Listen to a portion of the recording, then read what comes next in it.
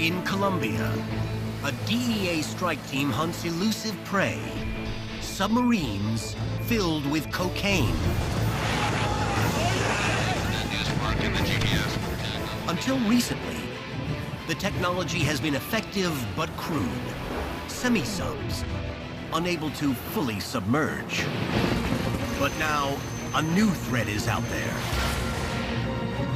Able to cruise thousands of miles, 30 feet beneath the surface. The full sub represents a nightmare for us. These men hunt Colombia's first fully submersible drug sub.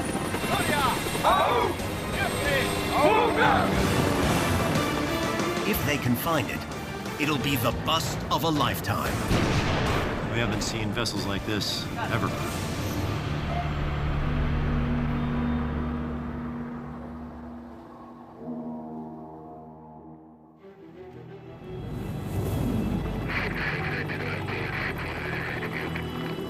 The rise of cocaine submarines in Colombia is just the latest chapter of a cat-and-mouse game between coke traffickers and law enforcement that's gone on for decades.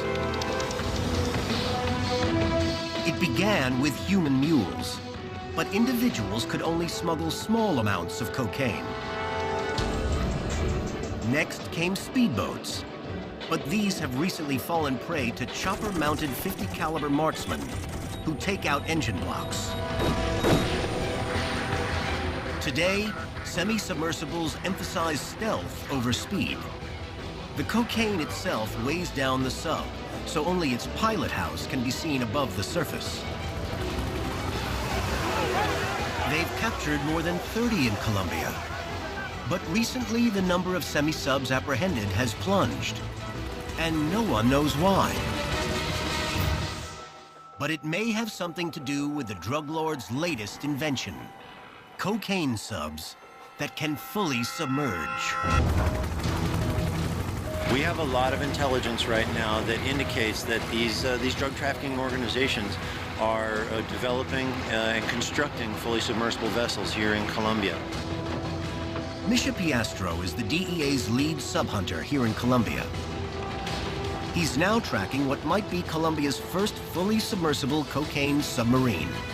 What we're looking to do is to stop this phenomenon before it really grabs hold and more can be deployed.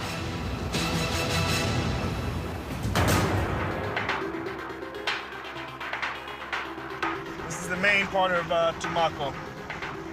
Crossing over to El Centro, downtown area, and also the port. These men work for Misha. They too are DEA sub-hunters on a quest to track down and interdict a semi-submersible hidden along Colombia's Pacific coast. Their full names and faces are being withheld for their own safety. The particular target is a semi-submersible with the capacity between 5 and 7 tons of cocaine. They're venturing into a city that, even for Colombia, is notoriously violent.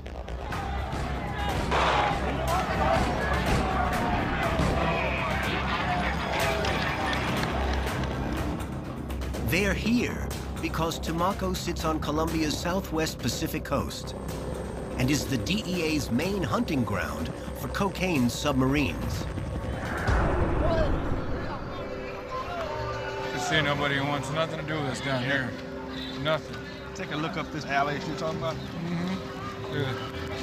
This area is considered so dangerous that even the Colombian army will not venture here after dark. I don't fear it because, like anything else, people that know that you're scared, they take advantage of that.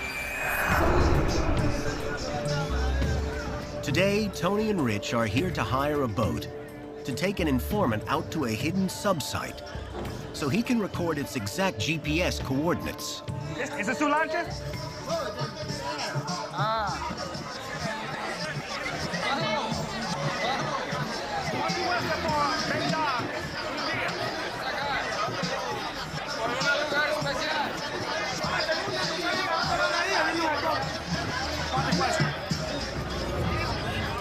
Rich and Tony want the boat without the captain, but he's reluctant to let it go.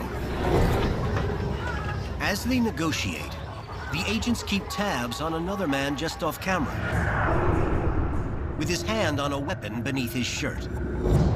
These guys are trained to see things no one else can. They have to stay alive.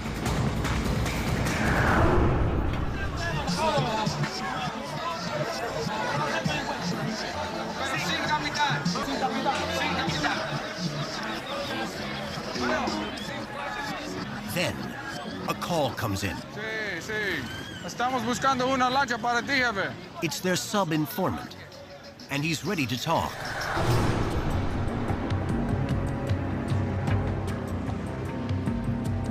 Right now, we're waiting on an informant to get here. It's going to provide us some information on a submarine that's located or being constructed here in Colombia.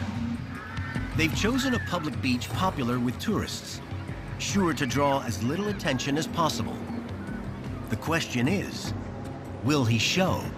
Generally, in this job, you're working with the element that you're arresting, and you're only as good as your best informant. And a lot of times, your best informants are guys that have been involved in the drug business for quite some time. Once you get on their level and able to communicate with them in their game, you'll hit a home run every time. This man claims to know the location of a semi-submersible cocaine sub. If his information leads to a successful bust, he stands to make up to $8,000, a fortune in a place where most people earn $1 to $2 a day. He says he knows the sub's location because he's one of the workers helping to build it out in the mangrove swamps surrounding Tumaco. Typical sub yard that we find on the West Coast is in the mangroves with lean-tos, a tarp covering it.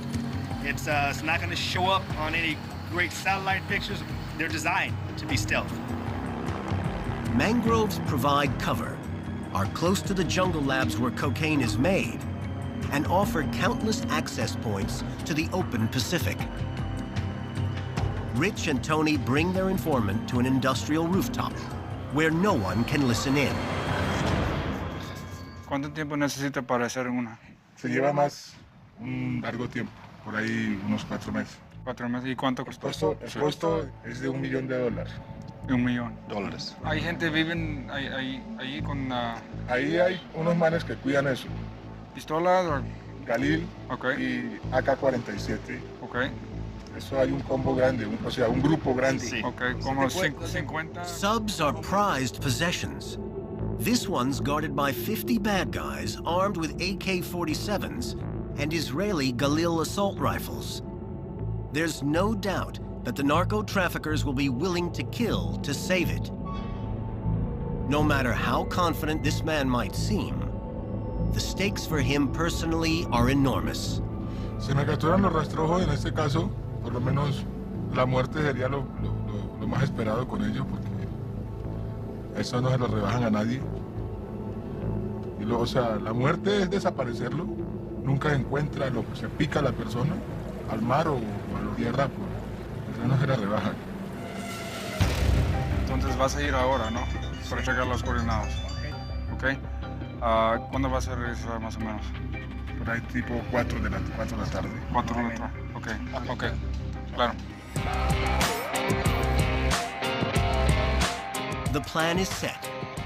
The informant will head out to the semi-sub site this morning, mark its GPS coordinates, and re-establish contact with Rich and Tony by late afternoon. He's comfortable with us, and we've established a lot of trust with him. The sub body is pretty complete. Our mission is to go ahead and seize that now before it gets mission ready and into the sea. Unless the informant can fix the sub's location to within meters of its position, it will be impossible to find. There's no amount of dope that we're going to seize is going to be worth his life. So we tell him that, we let him know. If you don't feel comfortable, stop. You know, we can do it another day.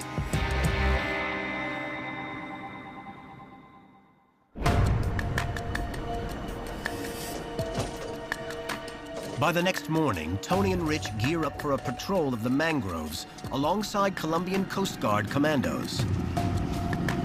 These guys have it rough. they're putting themselves in danger every day. So for us to come out and to go out on a ride along with them or to go out on an operation with them, it gives us a lot of credibility. In less than 10 minutes, Tumaco's busy shoreline gives way to a wilderness infested with heavily armed drug traffickers. They have mines that are basically, you can stretch wire across an area like this. It would be tripped off by somebody coming through.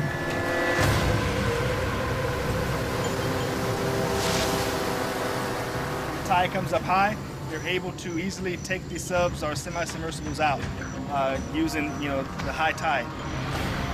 It's very hard to find what you're looking for, even when you have the coordinates. You can be 150 yards off, and you can miss a semi-submersible, you can miss a boat, you can miss a construction site. Into the patrol, they stop at a crab farm. The sub their informant is marking is hidden somewhere in this general area.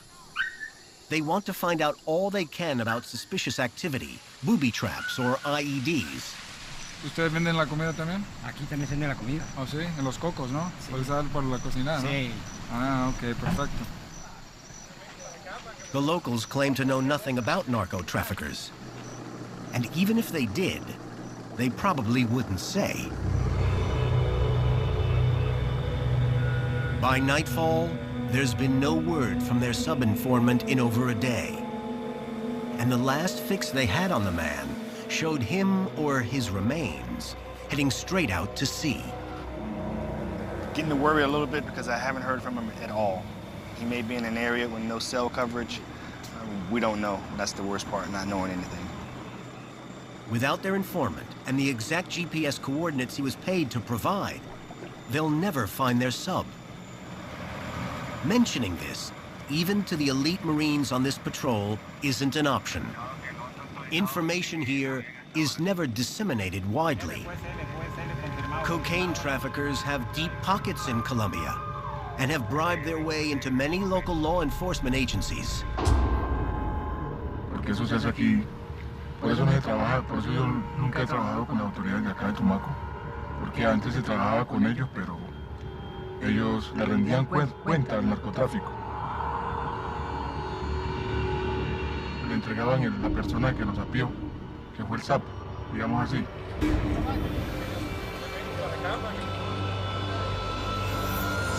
Tonight, Rich and Tony are entrusting these Marines with their lives. But for now, must keep the intel on their sub on a need-to-know basis.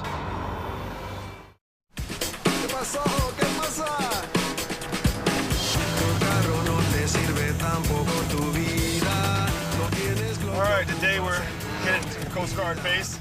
We're going to do an inspection on a couple of semi-submersibles that were seized, get the specs on them. We come here on a regular basis. We've gotten to know all the personnel here on the base. You know me as Gringo Lindo. Or Marica Chocolate. Tumaco Coast Guard Station is one of only 3 bases along Colombia's entire 900-mile-long Pacific coast.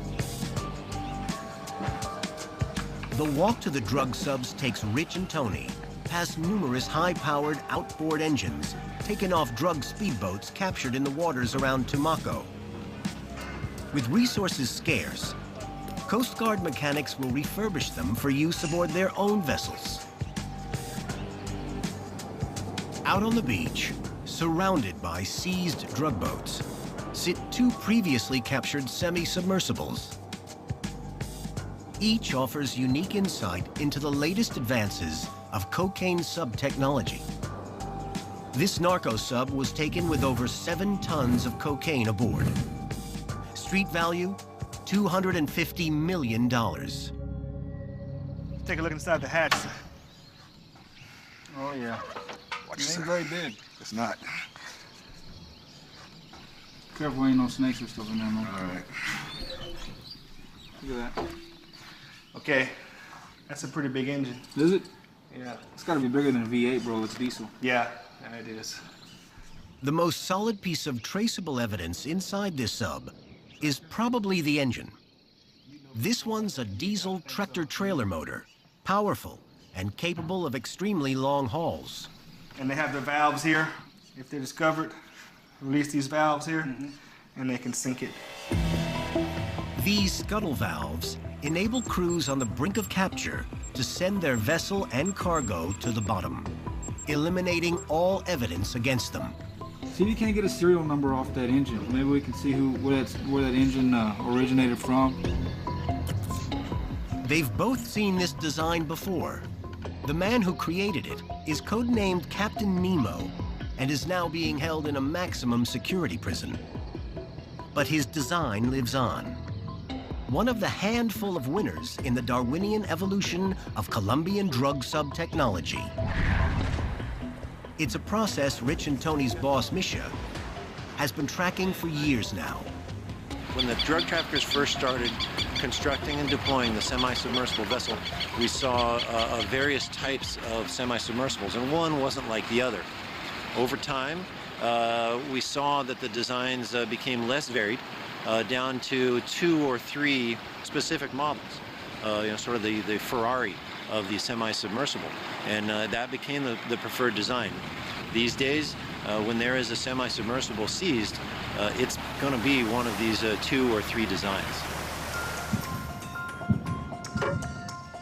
We're in the hull of the sub right now. The wood has been shaped, but covered in fiberglass to prevent anything happening to the cargo. 3 to 4 guys, captain, navigator, machinist, and another crew member. They usually have 2 machinists. This is an area where they would sleep, obviously in shifts. Throttle system, steering, gauges. In total, the sub is approximately 70 feet in length.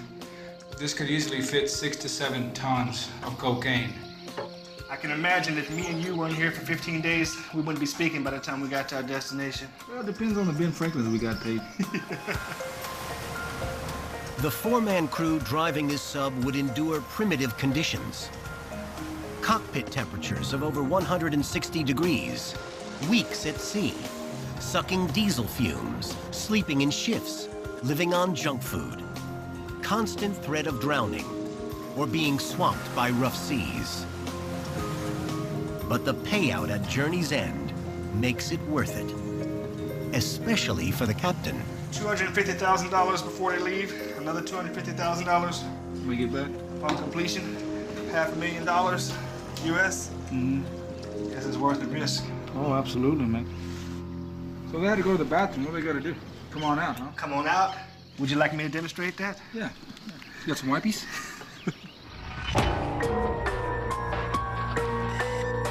Visiting the base has given them a precise picture of the semi-sub they're hunting. Chances are it's a design identical to the ones on this beach. But there's a problem. Their informant has been missing for 3 days now, and unless he resurfaces, this investigation is dead.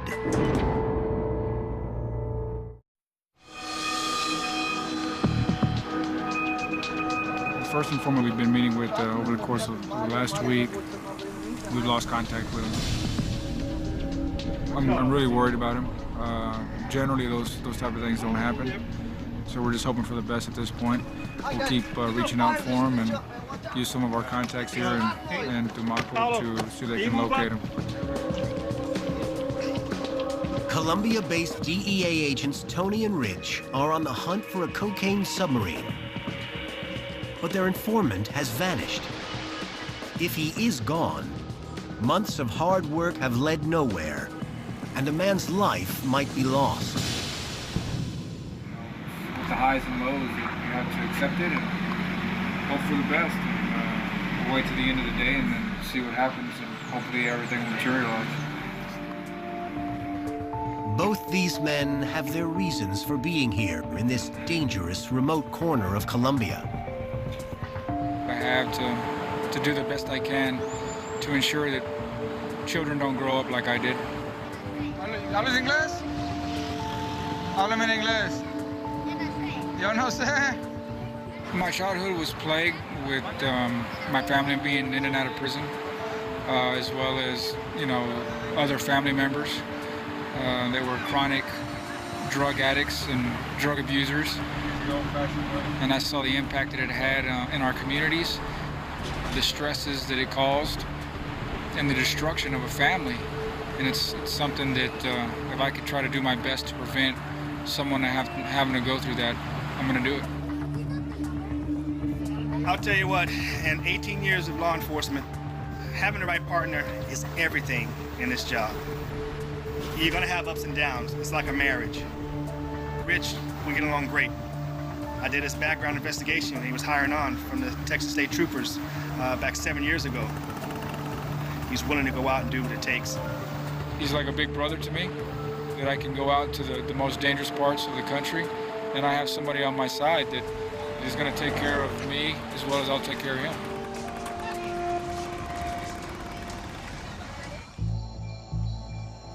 At day's end, there's a sudden change of fortune. After 3 days without word, their missing sub-informant has resurfaced. Just got a call from the informant, so he's going to come over here. We're going to lay out the final plan so we can go ahead and get him on the water in the morning and see if we can get these coordinates mapped down. Why he dropped out of contact and what really caused the delay, they may never know. Tony thinks it was fear. He got scared, all right? There's some things that happened. He made some excuses about certain things. And when it came down to it, the fear factor kicked in. I have to understand that. You know, it's frustrating for us because we were dependent on him. We're stop, we're go. But he's putting his life on the line. So I understand that fear. Informants generally are on both sides. Never at one time do you ever rely solely on the informant's testimony or his words. Pero quiero que quede claro, no hacer la operación en 1 o 2 días después que yo haya salido. Sí, yo sé. Tener inconvenientes ya, ¿se entiende? Como nosotros tiene confianza en usted, con nosotros. Confío mucho en usted. Sí, señor. Sí, sí. Yo soy de mi esposa. ¿Sí? Ok. Su jefa. Entonces marca tarjeta. ¿Dónde está? ¿Qué está haciendo? Estoy en una reunión. Perfecto. I think we're always close. It's just sometimes we have to count on a little bit of luck also. But there again, tomorrow brings in a new set of issues, a new set of problems. The weather here is unpredictable, and it's something that can throw us a huge curveball. The tide is going to be a big factor. So we're just hoping it all works out in our best interest, that, you know, things will go smooth. If all goes smoothly, the informant should be heading out to the semi-sub site at the crack of dawn and marking it for a combined DEA Colombian Marine assault.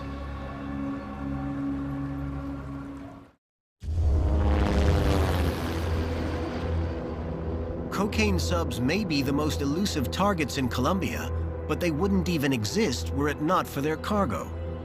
So as DEA sub-hunters Rich and Tony wait for their informant to mark the sub-site, another DEA team in Tumaco prepares for a jungle assault on a cocaine production lab.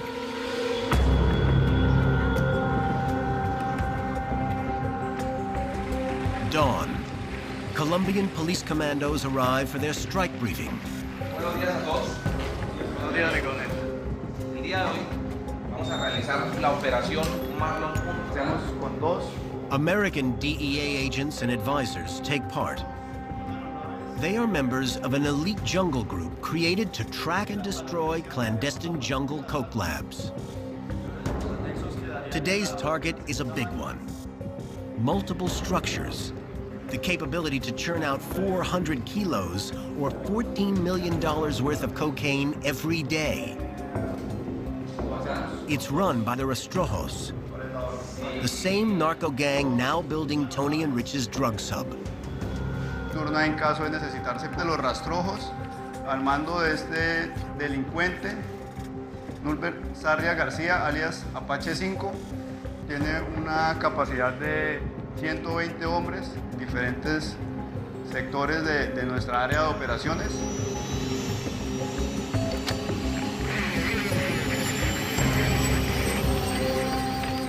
We're actually heading probably like 30 miles north of Tumaco. We hope that the sources come through what they've told us, and if that's the case, it should be a good hit. As always, the men gather for a group prayer.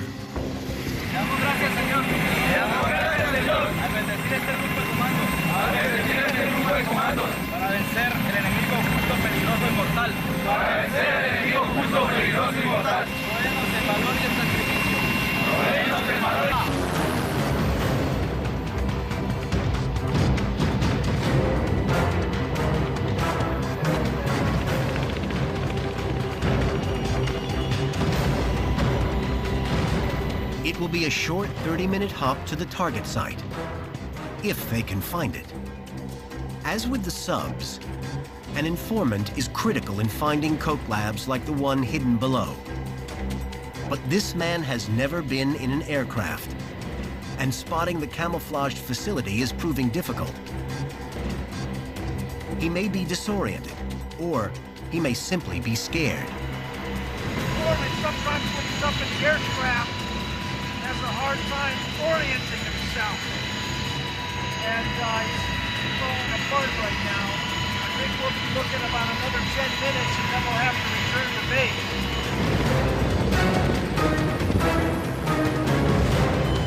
After 30 minutes of aimless circling, the fuel gauge is plunging, and the pilot decides to pull the plug and head home.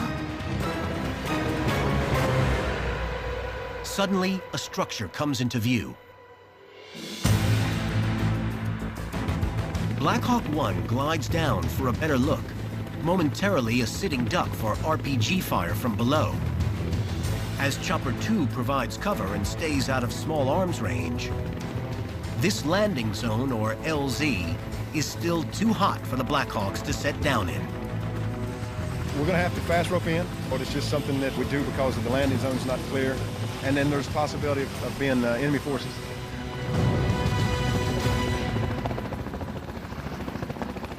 Overhead, Chopper 2 provides cover with its waist-mounted Gatling guns. The first men down secure the landing zone. Then, the long trek into the site begins. More people have died from landmines here in Colombia than in Iraq. In the coming hours, booby traps and ambush will be the biggest threat.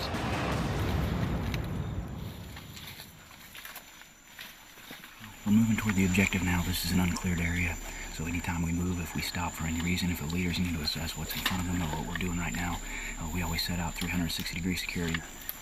They use IEDs, but they also have machine guns, automatic rifles, grenade launchers, so basically any type of military armament that we have, they also have. The informant took us down this road and recognized the trail. You can see it's not heavily trafficked, but there's enough boots on here to indicate that they got something going on here.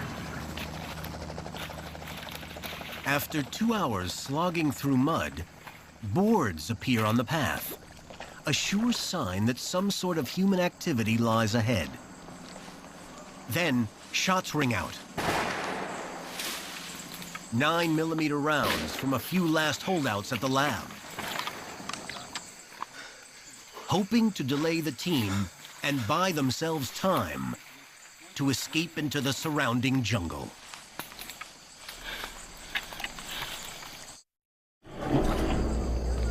Three miles from their chopper landing zone, in one of the most remote places on Earth, the strike team discovers a massive cocaine factory and work camp. Everything here was carried in on the backs of men or mules, including barrels of precursor chemicals used to process cocaine. A glowing flashlight offers proof that the bad guys left this place in a hurry.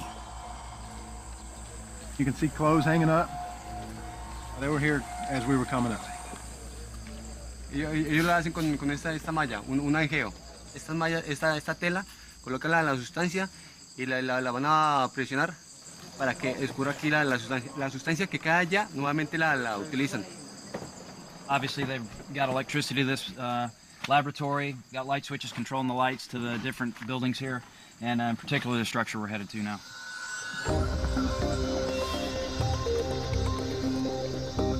This is the main production structure, where the powder cocaine is dried and compressed into bricks.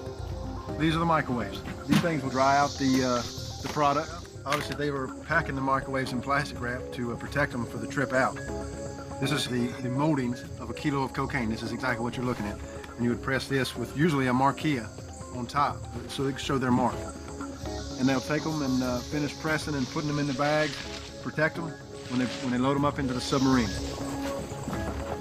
We're moving from the last part of the rustic structures and move down and watch how the guys are setting up the demolition to blow up the laboratory. El explosivo ya como tal, utilizamos explosivo C4. C4 tiene una velocidad de detonación de aproximadamente 8.000 metros por segundo, entonces es un explosivo muy alto. Light is fading fast. If they don't make it back to the LZ before dark, they'll be stuck out here all night. A dangerous proposition. We're losing a little daylight, and we obviously have a nice walk out, a couple-hour walk. So we need to probably get going here.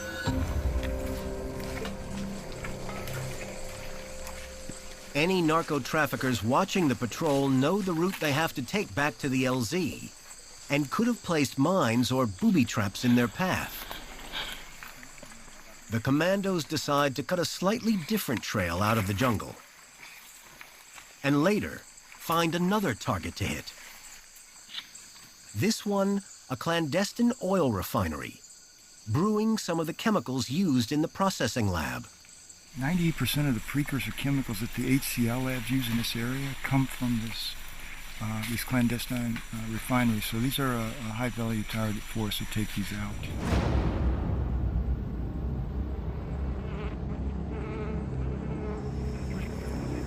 This is an illegal refinery that's tapped into the Transandino pipeline. That pipeline is 180 miles long that goes from the Putumayo oil fields into the Pacific Ocean here.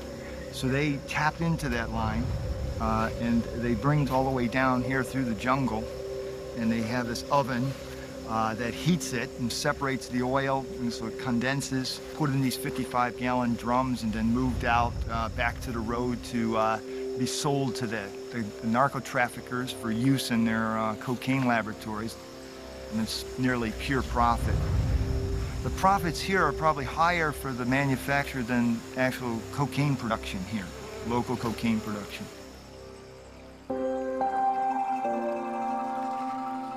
The surrounding jungle is saturated in oil that's leaked out of the still.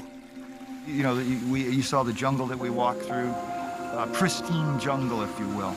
You know, the lungs of the world, and now we have this action going here. This is the 28th clandestine refinery that the Junglas have destroyed this year.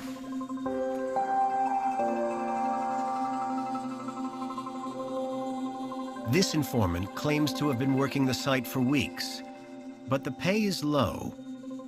He and his entire family live on just over $5 a day. Today, desperation has driven him to risk everything he holds dear. How did you know this was here?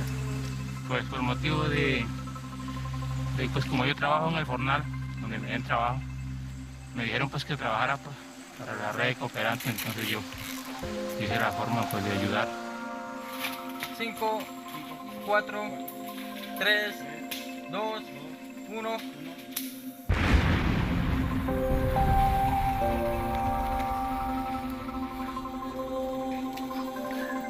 Pues por motivo de que pues aquí corro peligro, ¿sí? Entonces yo pues mi vida aquí en el estado en un peligro, ¿no? Por motivo de que los mismos dueños de estos trabajan contra el margen de la ley, ¿sí? Con la ley que dicen unos pueblos rastrojos, con los del monte. Y si yo me saco a esto me pueden estar pillando y no duro ni 2 días y hasta luego, me mandan al hueco.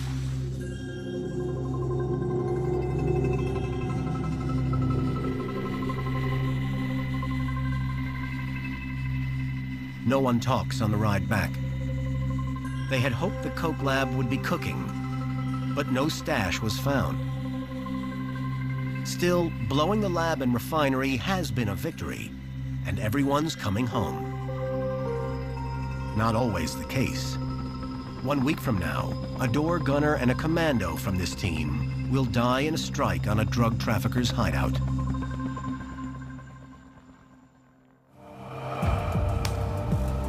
Back in Tumaco, the news isn't good.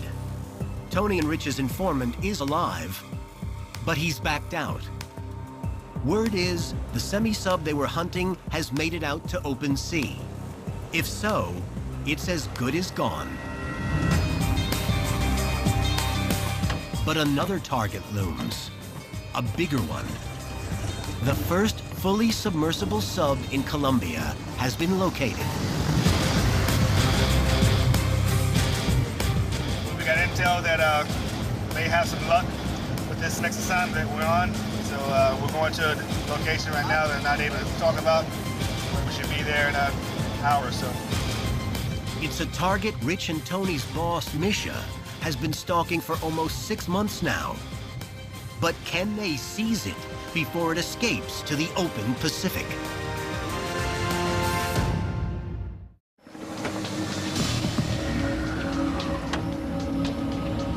Rich and Tony's semi-submersible has escaped.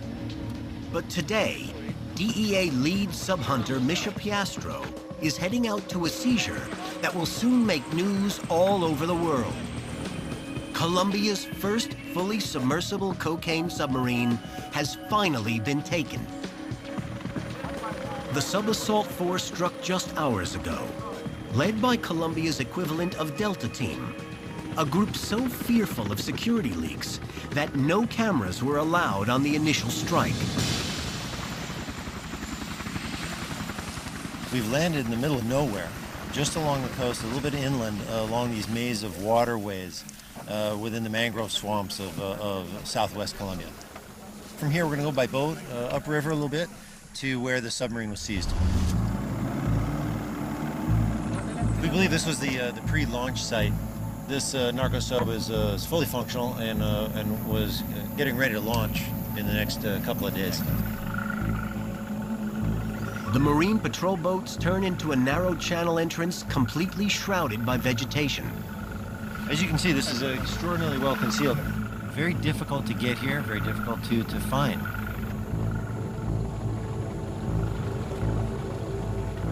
Less than 50 yards from the river, evidence of human activity drifts into view. We've got a couple of primitive houses, we've got some garbage strewn about. The infrastructure here is very primitive. There's basically nothing here.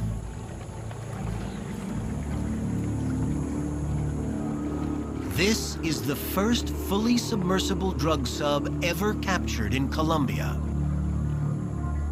Misha's been hunting cocaine submarines for years, and what he sees here unnerves him. This is a pretty impressive vessel here, unlike anything I've ever seen in all my work here in Colombia or anywhere else in the world. I would say it can travel underwater about 20 to 30 feet. We haven't seen vessels like this ever. This sophisticated machine is 100 feet long and was built in one of the most remote swamps on Earth. Its conning tower supports an ingenious periscope built with parts that could have been purchased at a consumer electronics store. Looks like at the top there they've got a periscope of sorts, but it's a video periscope that would run down so that the pilot could see what was going on. We'll have to get off and take a look at this, see exactly what we got going on here. This will be the first video ever released from inside this fully submersible cocaine submarine. The interior is nothing like the primitive and cramped cockpits of the semi-subs they've captured. As you can see, we don't have to bend down here at all to move around. I can stand up without any trouble at all. There's a lot of space down here. It's a whole different animal. Colombian and DEA investigators scour the insides, documenting every feature. The raised steering cockpit enables access to the periscope, with an office chair for the driver. This Yamaha motor powers the vessel along the surface. An air intake and exhaust atop the snorkel enable the engine to drive the sub when submerged. It can propel this 100-foot vessel at 12 knots, 30 feet beneath the surface. The sub dives thanks to a handful of modified water heaters. When the captain wants to submerge, he floods them with ocean water, which then weighs the sub down into the sea. When it's time to surface, these blue tanks blow compressed air through the modified heaters, blasting the water back out and making the sub rise to the surface again. What we know about these projects is it could take up to 70 to 100 people to build this. Of course, there's a lot of plumbing and electrical work done here. That's the more technically sophisticated stuff, where you're going to have somebody with an extensive knowledge of marine engineering to be able to put this thing together. Engineering documents written in Russian have been found at sub-construction sites. This vessel may have been built by a foreigner with extensive sub-construction know-how. Their ability to go out and recruit engineers says that they are well-financed and they're determined. A vessel that can submerge underwater is a sophisticated, technologically advanced vessel. So certainly there are those with expertise who are hired by these organizations to provide that service.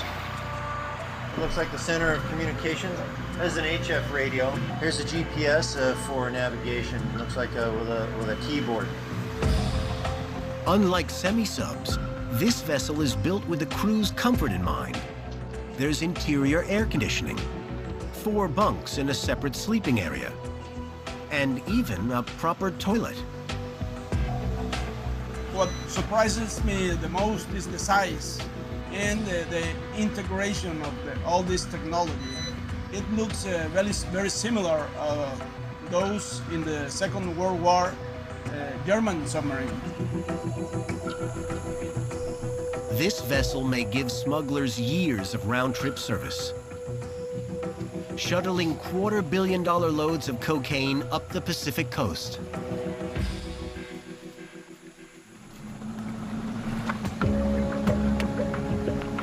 Capturing the sub has been a victory, but there are probably more like it now being built. And with billions of dollars at stake, smuggling technology will continue to evolve. We're in the infant stages of the development of the fully submersible vessel for drug trafficking here in Colombia. And eventually, if this type of smuggling continues, we'll see it refined.